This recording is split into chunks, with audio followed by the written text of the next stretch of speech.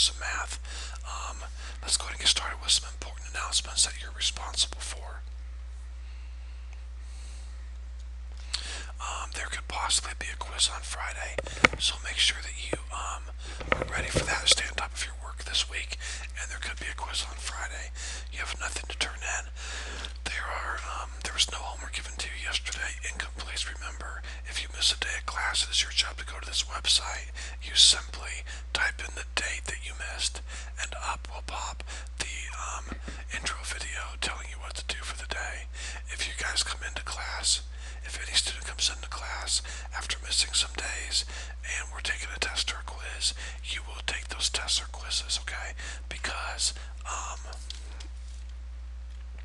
it is your job to stay on top of the videos when you're absent, so please don't forget that. And make sure you do that. Incompletes, just these right here. Everyone took the test yesterday. I already checked on that. This was given on Thursday. Folks, you must turn this in by Friday, okay? So here's the incomplete list.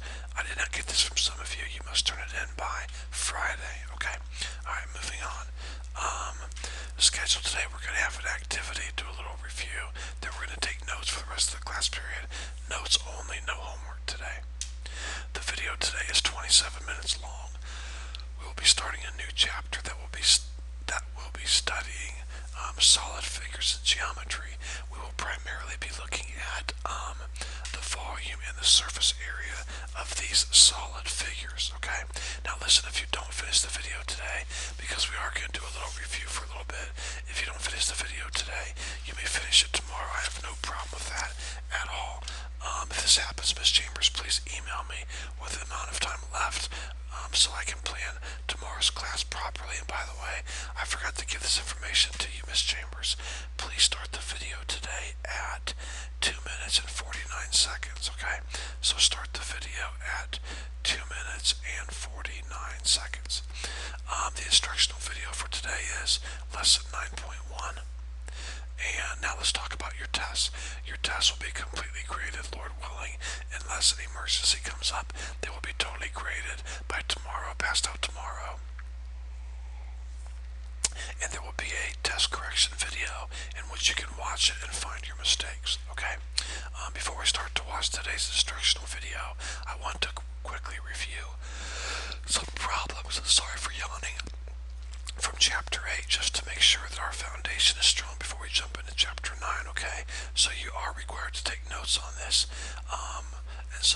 Here we go. Get out your notebooks, please, and let's do a quick little 5 to 10 minute review of chapter 8, okay? Please take really good notes on this. Okay, first of all, turn your books to page 689. So I'll pause a couple seconds while you guys do that.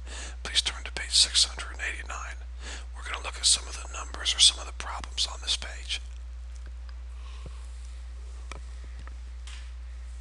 Page 689. Okay, here we go. Let's start off with a problem like this. Students, the first thing I want to review with you is this.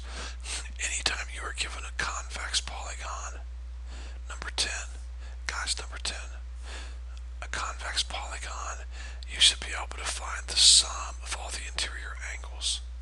I mean, always. And it's a formula we've learned. Okay? So in this problem here, they want me to solve for x. Okay? Now I know this is 145 degrees, and I say that this angle here is congruent to this angle here. So this angle here is also 145 degrees. Okay? Now how many sides do I have? Well, it's 8 sides. If you count up all the sides, there's 8. Okay? And by the way, if you have a hard time counting sides, you can count angles too, because if it's a convex polygon, however many sides there are, there'll be that many angles also, okay? So there's 8 sides altogether, so 8 minus 2 is 6, so I'm going to take 180 times 6, and I'm going to get 1080.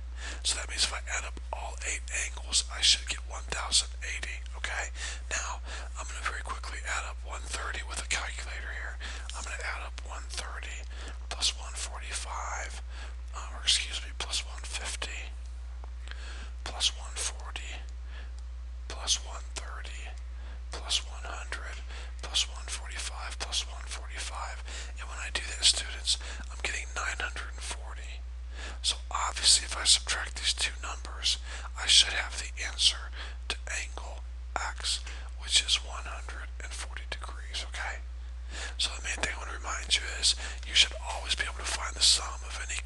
convex polygon. Alright, now the next thing I want to go over with you when you're dealing with exterior angles, students. Exterior angles, I don't care how many angles you have. If it's a convex polygon, the sum of all of the exterior angles will always equal 360. I don't care how many sides you have, always. Okay, so that makes it pretty easy. I have an exterior angle here of 110. I have an exterior angle here of 100. I have an interior angle of 90, but hold it. If I extend this side right here, then this exterior angle right here is what? 90. So I'm going to add 90 also. If I add these three angles up, I get 300. Okay? Now remember, all of these angles added together are supposed to equal 360. So if I have 300 for these three angles here, then that means this angle right here has to be 60, because 300 plus 60 is 360. Alright, now moving on to this. I want to make sure you guys know how to find areas of string shapes like this. And what I want to point out to you is all that you have to do is divide the shape up into figures that you're familiar with, like rectangles. So look what I have. I know my width is 3. I know my length is 7. Okay? So 7 times 3 is 21 square inches. Okay? Now, look at this, students. I do not know what the width is here, but I know this. I know from here to here, this line here is what? 3. And I know the whole distance all the way down is 7. So if from here to here is 3, then from here to here has to be 4, because this whole length here is 7.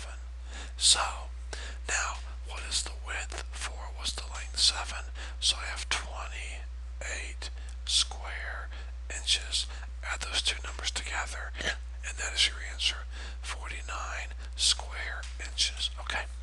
Alright, moving on to 23 now. And again, please take really good notes on this. We're just reviewing. Anytime I ask you to find the area of a triangle, it's 1/2 base times the height. And students, the height will always be the side that is perpendicular to the base. It has to run from the vertex, like this here, down to the base, so that's perpendicular. So the base of this triangle is 5, and the height of this triangle is 3. So 1/2 times my base times my height gives me the area of a circle, okay? Or excuse me, gives me the area of the triangle, which is 7.5 or 7.5 square yards. Alright, let's continue on to number 26 here. Now I want to review very quickly how to find the area of a parallelogram, okay? The area of a parallelogram, you always take the base times the height, okay? Base times the height. And students, there's a reason for this, and I went over this when I taught it. If I were to take this triangle right here and cut this triangle away like this,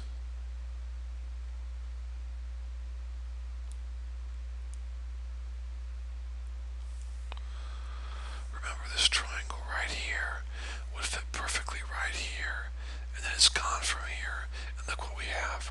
We have a rectangle. Just like that, okay? Now, will that always work with parallelograms? Yes, always. So that's what I'm saying. That's why you take the base, 15 times the height. That's all that you do, just like a rectangle. If I had a rectangle like this, I would take the length times the width. So I have 8 times 15 would be 120. 120 square centimeters. Alright, number 28. I want to make sure you guys remembered how to find the area of a rhombus, okay? Area of a rhombus. That's always 1/2 times diagonal 1 times diagonal 2, okay? Well, look, if from here to here is 5, and from here to here is 5 more, then one diagonal is 10. If this from here to here is 2, and from here to here is 2, then my other diagonal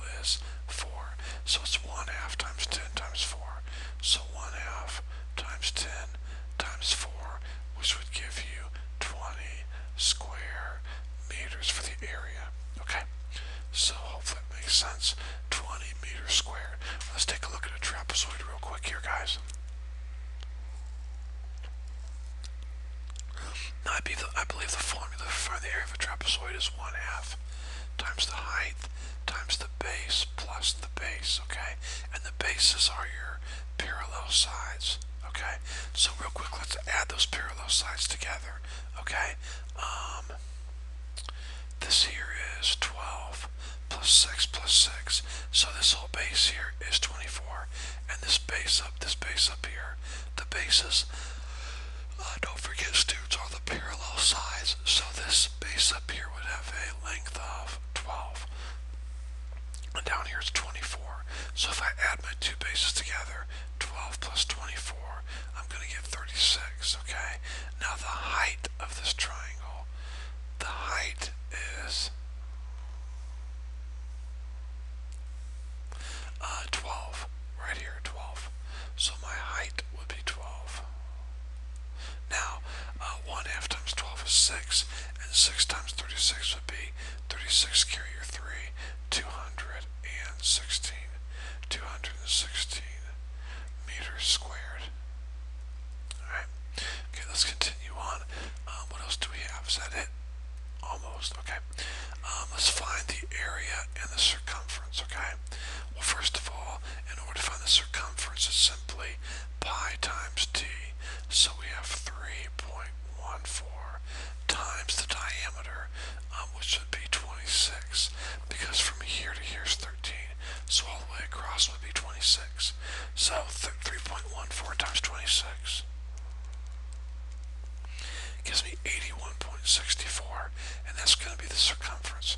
81.64, they rounded to 82. Now, to find the area of this circle, that's all the space inside of the circle here, like this. Then you need this formula right here. Area equals, hold on 1 second here.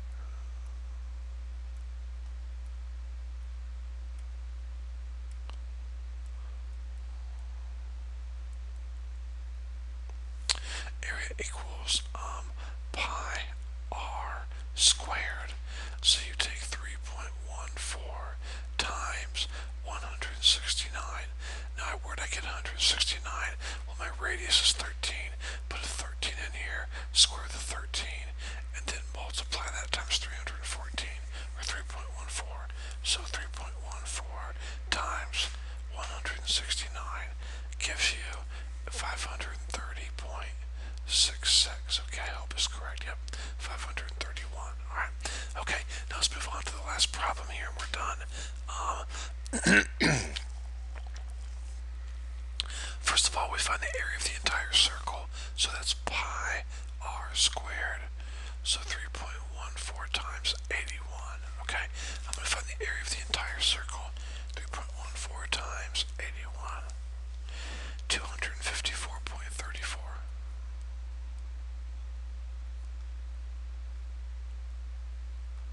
That's the area of the entire circle. Now, look at the angle we have. The central angle is 52.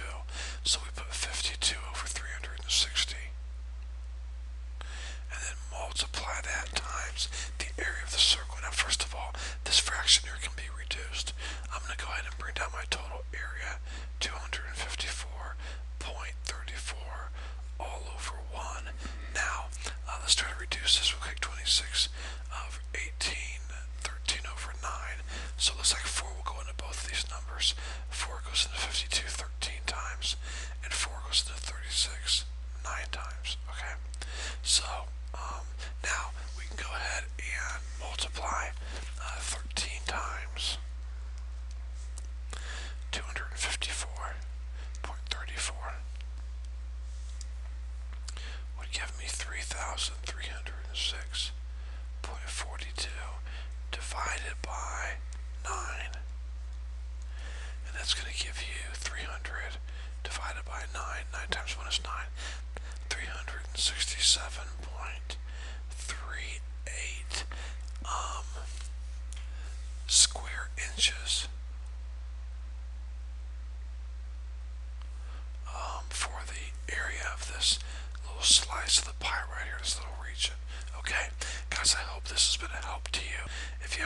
questions.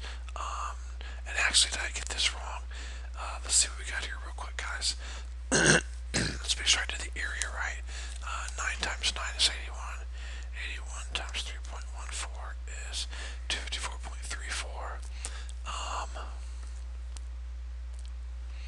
And then 52 over 360.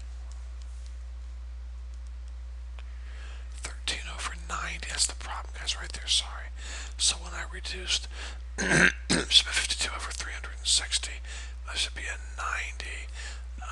90. So that's definitely going to move the decimal right here when you divide 90 into that number. And so the answer would be 37. Okay. All right. I hope this video has been a help to you guys. Go ahead and get started now with the lesson 9.1. Work hard, please, and I will talk to you guys tomorrow.